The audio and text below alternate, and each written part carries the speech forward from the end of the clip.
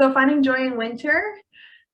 Winter, it makes me wonder, what is the first word that comes to your mind when you think about winter? So if you want to just write that in the chat, what words come up? So cold, snow, ice.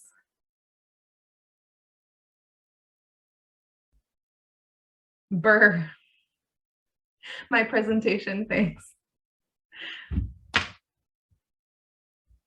Okay, so it sounds like it's cold and it's something that we should also talk about. Also skating, that's wonderful.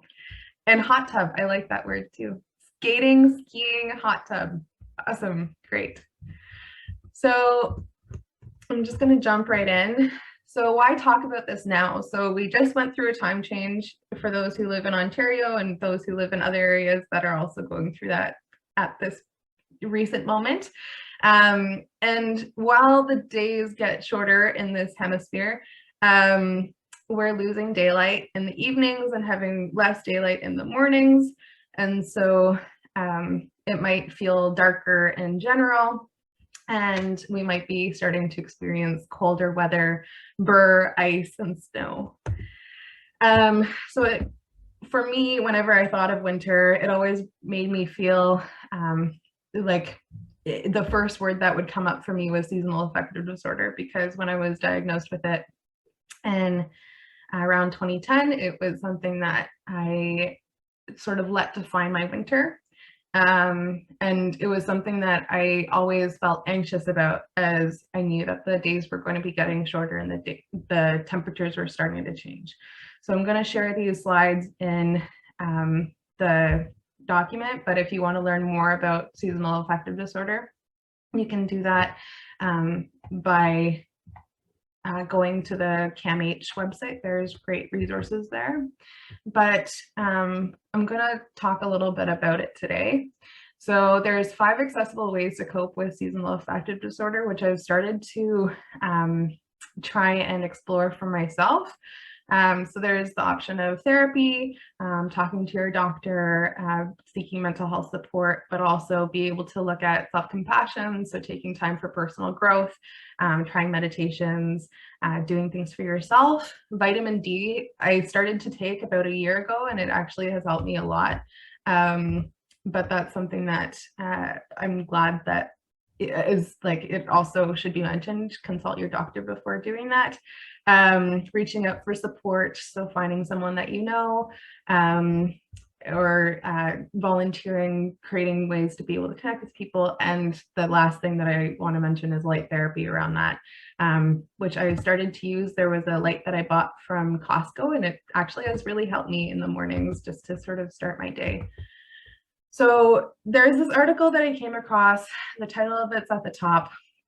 But the point of it is it explores a small Norwegian city, and it's one of the darkest places during winter, and yet it has one of the lower rates of seasonal affective disorder. And so this psychology PhD student ended up moving to this city to try and do some research to find out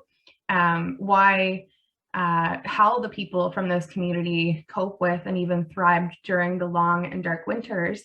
And she came with the conclusion that perhaps the psychological concept of mindset is the reason for their winter well-being, which I kind of found as a groundbreaking idea, because for a long period of my life, I always thought winter was associated with things not to look forward to. But in this article, it explores 3 kind of ways to reframe what winter could mean. So finding something to look forward to about winter. So to be able to look at the ski season or the skating season, whatever brings you happiness, to be able to embrace the cozy culture and enjoy candles, fires, that kind of thing. And then to be able to also develop a positive wintertime mindset. So to try and move away from having conversations about why winter sucks to looking at what it actually brings in terms of joy.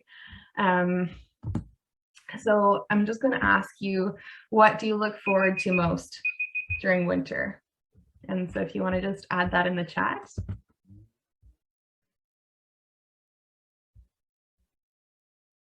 Seeing family, Christmas. My presentation. Thanks, Mike. Tobogganing with my son. That's wonderful. Festive lights.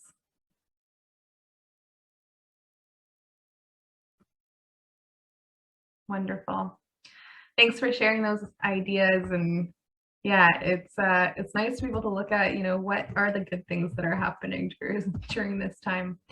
And just to end off my presentation, I have these two quotes.